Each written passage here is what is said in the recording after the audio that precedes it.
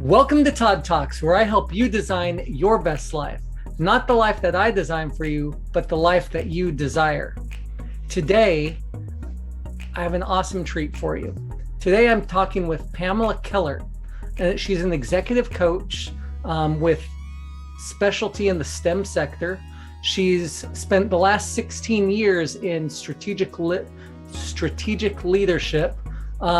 with an emphasis on strategy, business development, and project delivery.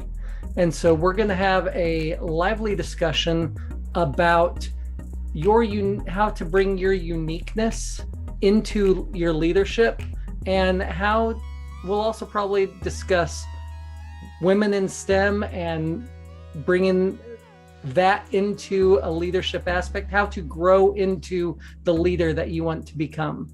So Pamela, if you don't mind giving a little introduction about yourself, that would be much appreciated. Fantastic. Todd, thank you so much for the lovely introduction, and thank you for having me here. It's a pleasure to be here and to talk to your audience. A little bit about me. I have a very unusual background. I was born in Bolivia, raised in Germany, but then later on moved to work in Southeast Asia and Australia.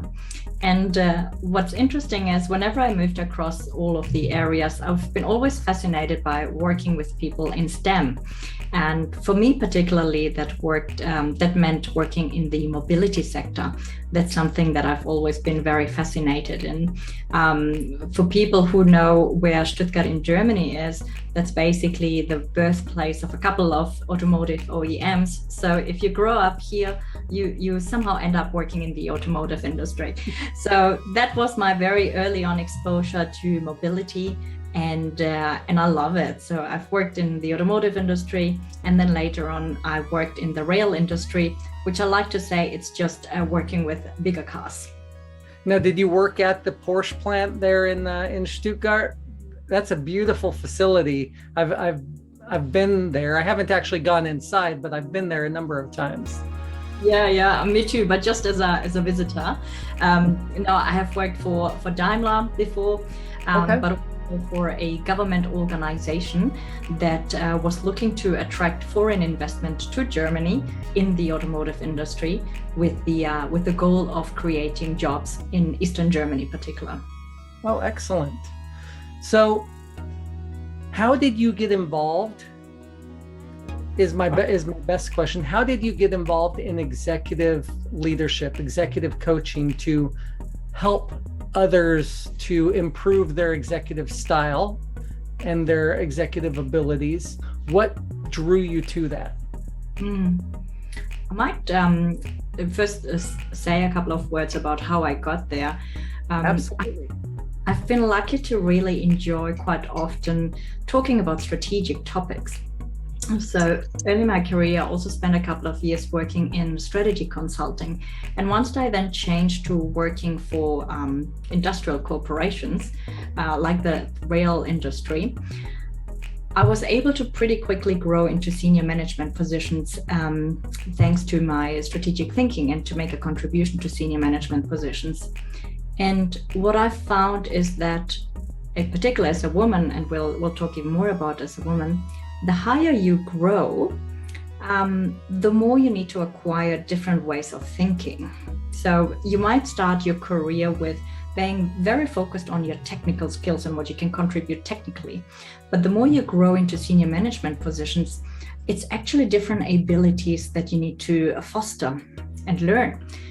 It's, for example, how to lead people, but also how to provide a compelling vision to your team so that they follow you.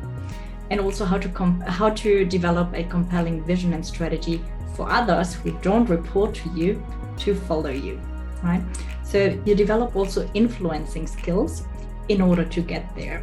So because these are skills that we don't necessarily learn either at school or at university, it is skills that I have often taught to my team members on the job. So that's how I got to do quite a lot of coaching on the job through mentoring. And because I enjoyed that so much, I decided to make that my full-time role and have now launched to be an executive coach. Okay, so what would you say are some of the most important influencing skills that someone needs to learn? And then as a second part to that, so long question, how can somebody pick that up? So what are they, and then how can they develop those if they don't come naturally? Yeah. And indeed, they don't always come naturally because it's something that we first need to learn. It's a mix of a couple of skills. One starts with understanding people. You see, if we want to influence someone to do something, that person, first of all, needs to understand why. And if we can't explain that properly, then the person is unlikely going to do it, or not to the extent that we would like the person to do it, or the quality or the speed that we would like the person to perform the task. So it starts with understanding the person, their needs, their abilities, capabilities, and interests, and answer the question, what's in it for me? And that's when we can bring the person along on the journey and get their buy-in, so to speak. And the second element that goes with that, so the first one would be that understanding. And the second one is also with communication, right? Because I might know exactly what I need to tell that person, but if I don't find the right way how to speak to that person and how to communicate why that person would benefit from supporting an idea or supporting a project, then the person's not going to be on board. In essence, it's really bringing people on board of the idea that you're trying to sell. I actually have a really good example of that. When in my last job, when I worked in a small office, there was about 5 of us, and these 2 coworkers that I had very different communication styles. Let's just say that it caused some headbutting in the office. And so I had to coordinate basically to get them to understand each other and their different learning styles and different communication styles.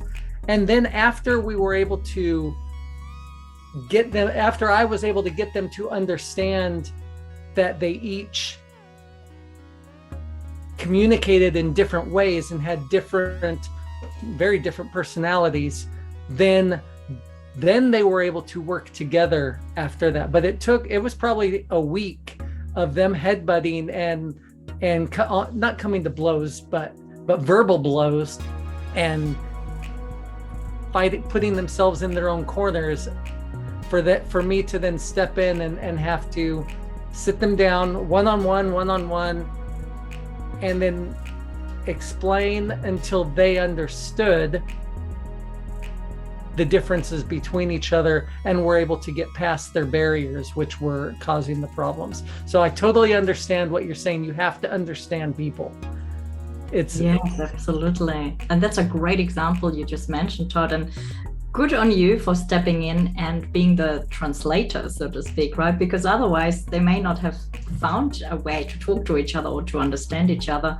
And then what happens when people just, butt their heads together and they don't understand each other? They just walk away frustrated, thinking she didn't understand me, she don't listen. And who loses ultimately is the organization and the people, because a great idea might get lost.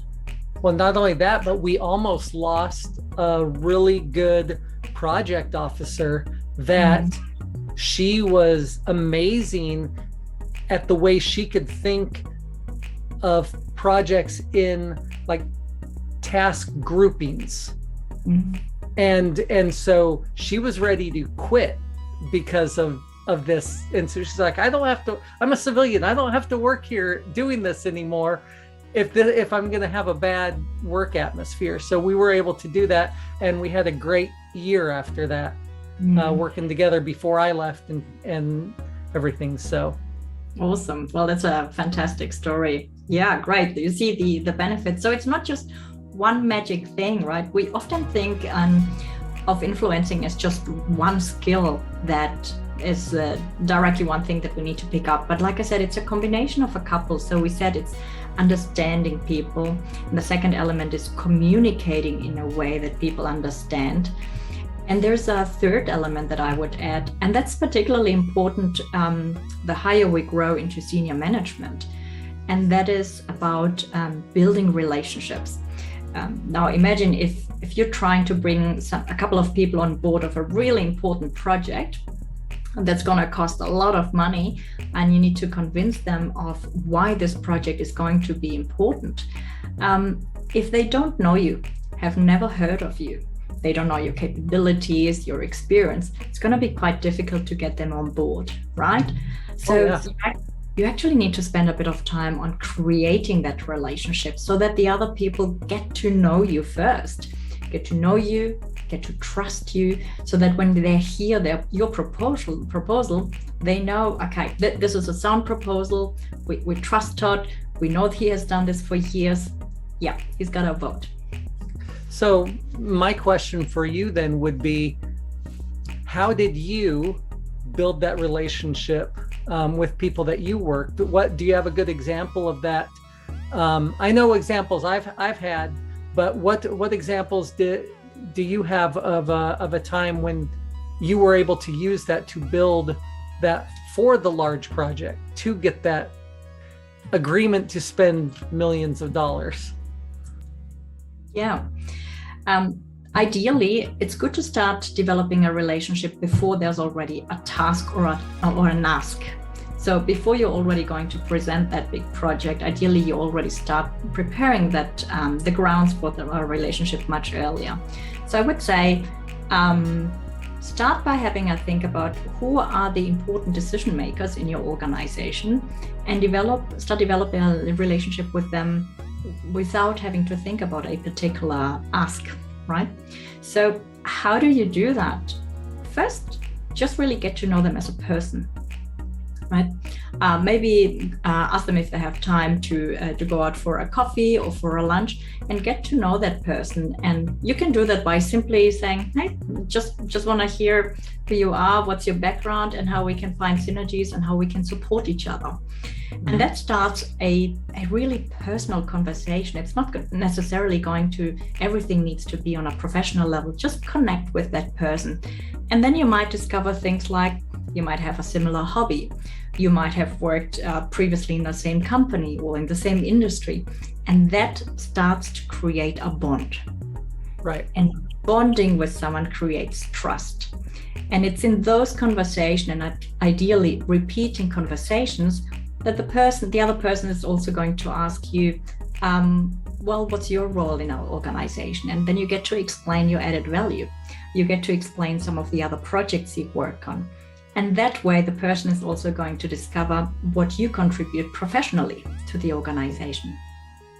Now, would you agree, and there's a reason for this next question. So would you agree that oftentimes you can bond with a group very quickly when you have an important task that you're all basically on hawk for? You're on the hook for it, and if you all don't work really well together, then everybody fails and everything fails. Would you agree that you can bond really quickly in those instances? 100%, Todd, because the stakes are high. And so, for example, if I look back at some of the closest relationships that I've built is probably whenever I worked in project management, because we just had really hard delivery timelines. We had to deliver things today, not tomorrow. And we knew that we dependent on each other. I knew that if I didn't provide my contribution, someone else would not be able to deliver their portion, and vice versa. So having a task, and this is also shown by research, having actually a task to work on together provides better grounds for developing a close relationship. Okay. But it's possible also without that.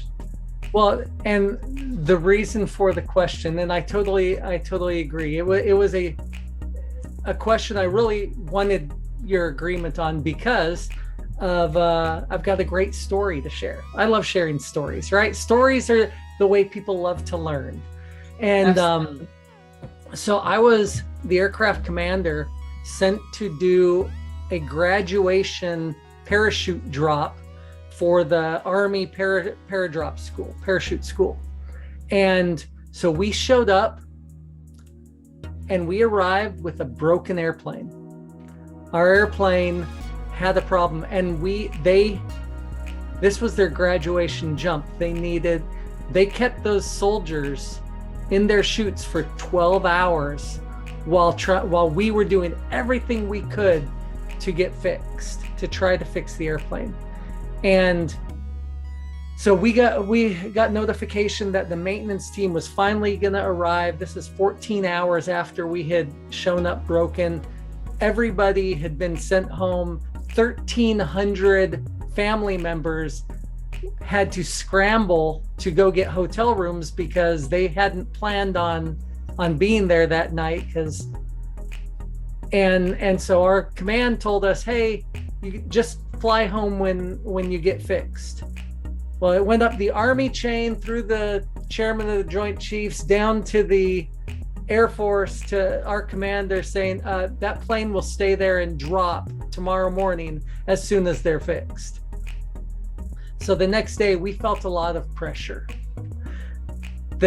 We had the Army looking at us, we had the Air Force looking at us, we had 1,300 angry family members along with the people that we had to drop. And we ended up performing a task in 2 hours. We dropped 320 soldiers.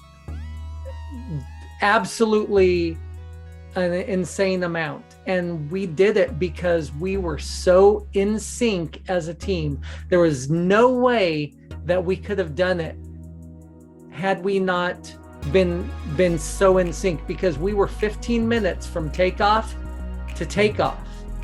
Drop, turn, land the opposite direction. And we were closing out checklists the last second and the gate was coming down and soldiers running on.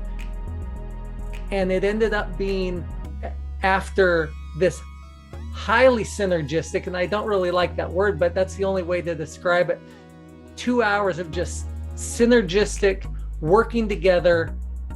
We did a big flyby for the crowd, and it went up the Army chain over to through the Joint Chiefs, down the Air Force chain to say, thank you very much, congratulations, that was awesome.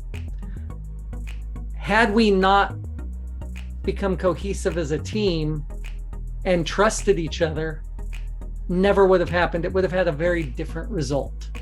So I totally agree with what you're saying, and just wanted to share that story about why what you're saying is so important and so good.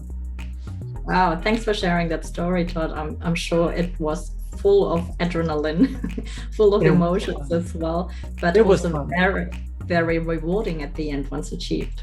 Absolutely. Yeah.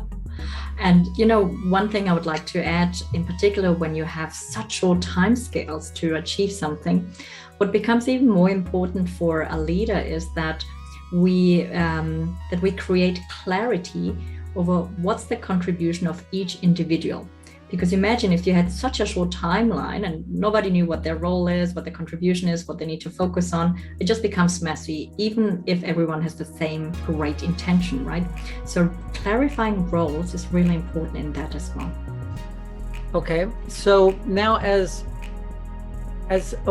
somebody is stepping out from the STEM sector, where they've been focused very much on the, say, programming or very much on the work scientific side of the business, the technology side of the business, the doing the job, but now they're put into a leadership role.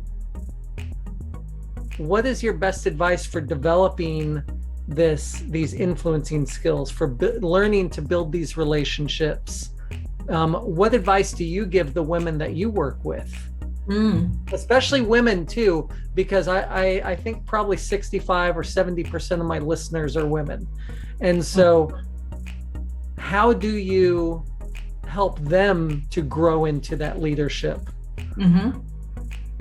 I'm glad that you also mentioned specifically women, Todd, because one of the aspects that's really challenging for women in the STEM sector is that we're in the minority. So, and in particular, the higher we grow into senior management, there's less and less women.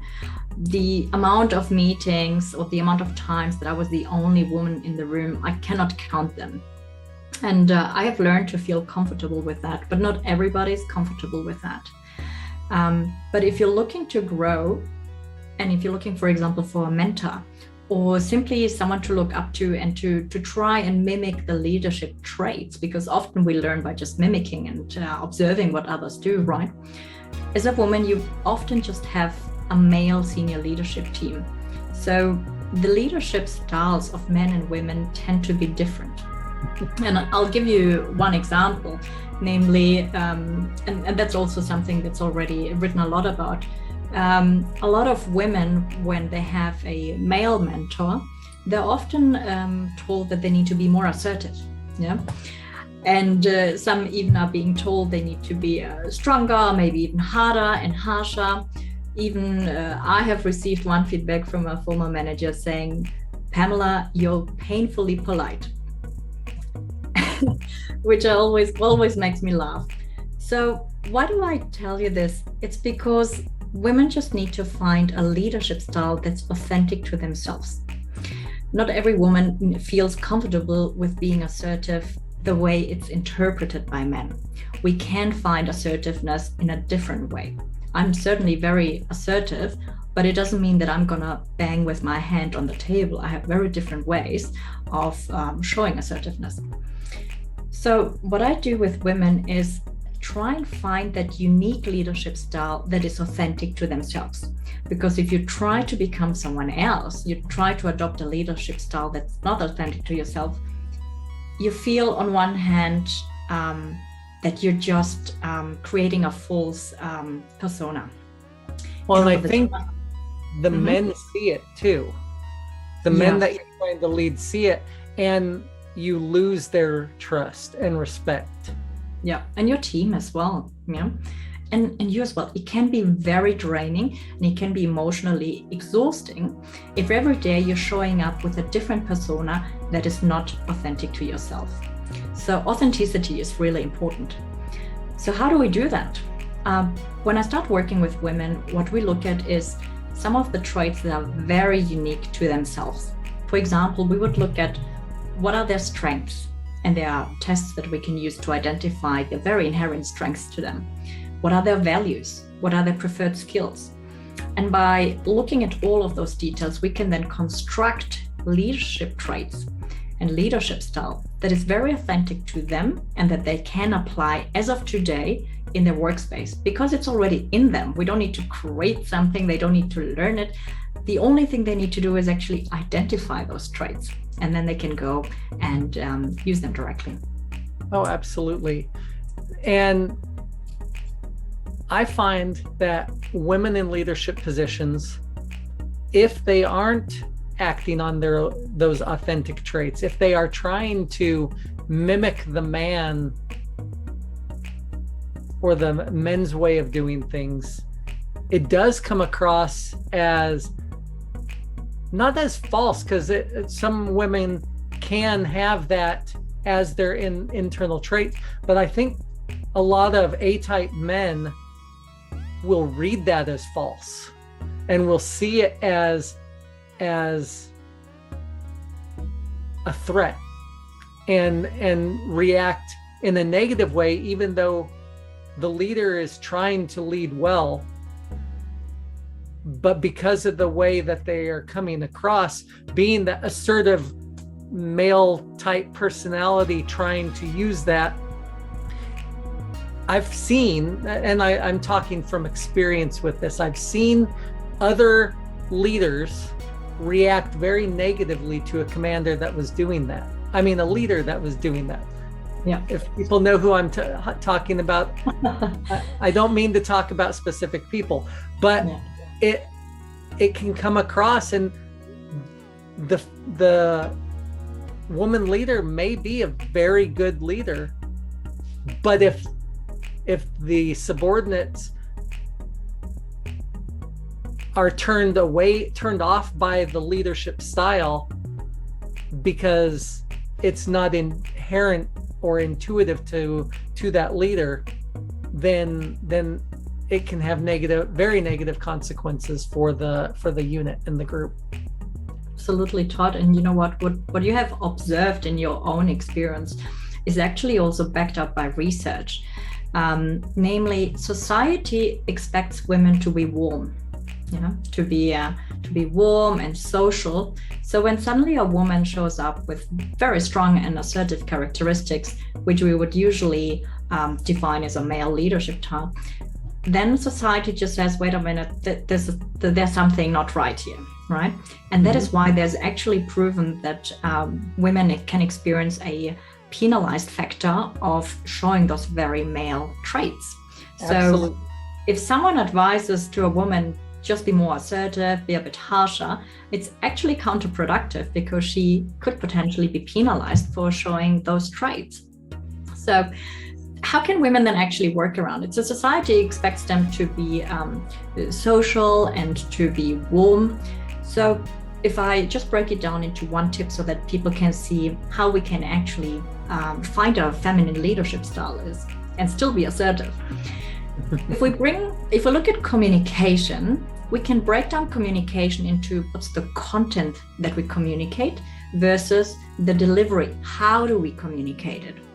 So, for example, if I have a very clear opinion that someone is not going to receive a budget for project A, I can, in content, be very clear about it. There's no budget, full stop.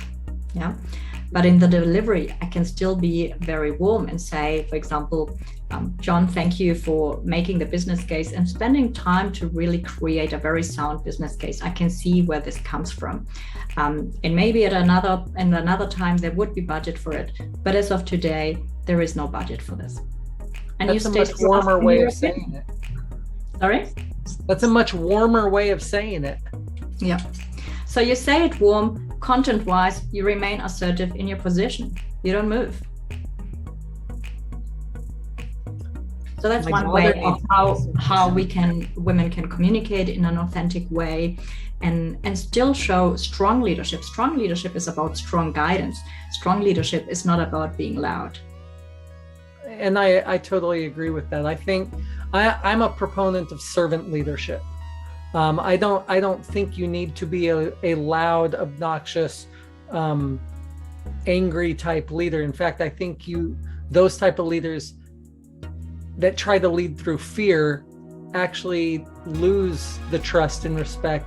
And while things may get done over time, they're burning a lot of bridges that would help them when they do need to have the support and trust of their people underneath them. Whereas a servant leader, because he serves or she serves the people that are subordinate to them, you build that trust, you build that relationship, that in a war sense, they're willing to go to battle for you when the whole company or unit or group is under the gun. Yeah, absolutely. And that still applies into business world today, right? What does it mean to go to war or a battle? In a corporate world, it means they're willing to put in the extra mile. If something's really super urgent, they're willing to work day and night and weekends for you. They don't have to, but if you create that strong bond, then your team is going to support you the same way you support them. Absolutely. So now I know that you were involved a lot in project development. And so how do you coach one of your leaders, women leaders, male leaders, but we'll keep the focus on women today. How do you coach them to develop the project ideas, to be that leader that allows projects to be created? How do you help them? Because a lot of people get stuck. They can't think of new ideas. That's very true. So in my program, I cover two aspects that speak exactly to that. One is strategic thinking and the other is creating business value. let's start with strategic thinking. In my program, I teach a couple of models that help you to analyze the market, because you need to understand the market needs and the client needs in order to develop a product, project, or service that actually meets a need and a demand, because otherwise there's no success, right? So we break it down through a couple of models, and those are pretty simple models, but once you use them, you're good to go and reapply it whenever you want to develop something new. But the other aspect is then the second one, which I also love talking about, is how to create business value. Namely, once you have identified a potential need on the market, the question is, how can you serve that need? And that can be through various services. It can be through maybe changing the certain things in the organization or outsourcing. But ultimately, if we want to be great leaders, we need to create business value, because what the company is there for, the organization is there for, is to meet certain KPIs, right?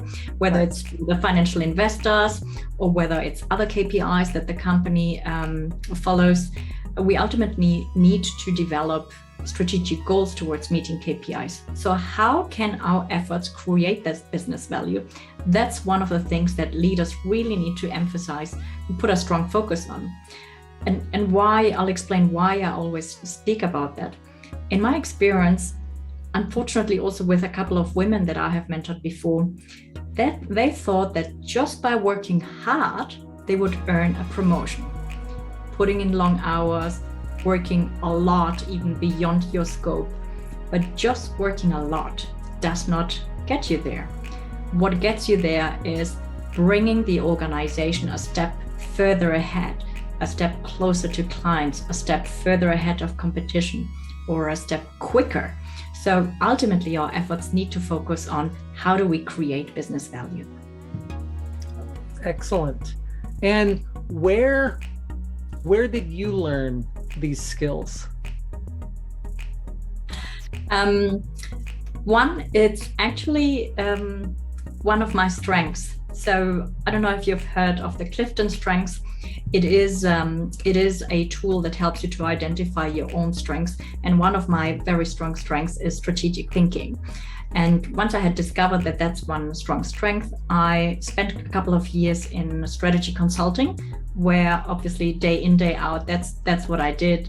And later on, when I joined the mobility industry, that's also what I did for many years, namely work in strategy functions. So I've used that quite a lot, but I've also seen that it's actually just a couple of models that help you to develop that strategic thinking. And that's why my program, I don't need to share 1,000 models of studies. It's actually just a couple of models that helps to develop that view. Now, if somebody wanted to start working with you, if they wanted to get on your program, how would they do that?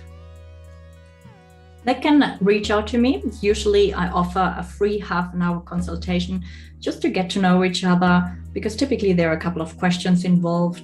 I want to see how can I help the person. I want her time to be really best utilized, and for her also to see the topics that I can help with.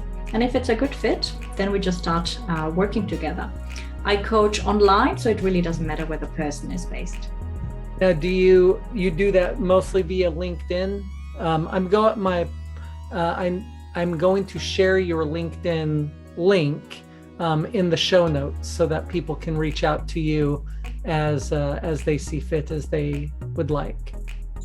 That's great. Yeah, so you can find me on LinkedIn, or also check out my website, that is womenleadinginstem.com. Women leading in STEM. .com. I'll put that link down in the show notes as well. So that way they can reach out to you as they like the episode and want to learn more, and how you can help them. We'll make sure that they can reach you via whatever means necessary. Absolutely. Thank you so much, Todd. No problem. Hey, this is what we do. We share and help each other out, right? So before we finish up, one more question. So when somebody's just starting out their business, I know you've been involved in business development, so I'm hitting all your high points, right? So you've been involved in business development. Somebody's just starting out. They stay-at-home mom just launched her home business, or a lady that has been in the STEM marketplace for a while. She's been working hard and now is launching her own company because of some ideas that she's had and kept on the back burner. What are the things that you would tell her to do first to build, to develop that business to become profitable? Wow, yeah, a lot of topics come to mind, but I think one is the basis of everything, Todd. Namely, I would suggest spend a lot of time understanding your clients and their needs, because that's the basis of everything, of how much success you're going to have, to what extent your contributions, your skills are going to be a match for that need. So spend a bit of time with your clients. Allow yourself a bit of time to experiment. So if you're not clear which client group to niche down, experiment a little bit wider to see how the response is from different clients, and match it with what you bring to the table. Yeah, and what you bring best to the table, and where you find the strongest match of client needs and what you can offer, that's a good area to focus on. And from there on, the rest follows. That's awesome. It's great advice. You're welcome. So thank you so much for being on here. Thank you so much, Todd. It's been a pleasure, and great topics discussed. I really hope that's good input for your audience, and I look forward to listening further to your interviews. I think it will be a great fit for the audience. And again, my goal is to help people to grow, design the life that they desire, right? And so I like having people with different topics. Today we're talking, women in STEM leadership development. I love it because people need to find their area that resonates with them. And you gave us such good advice. Build your influencing skills. Mimic leaders that you trust. Develop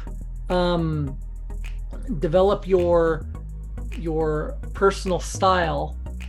Don't try to use a false style. You don't have to be like the man to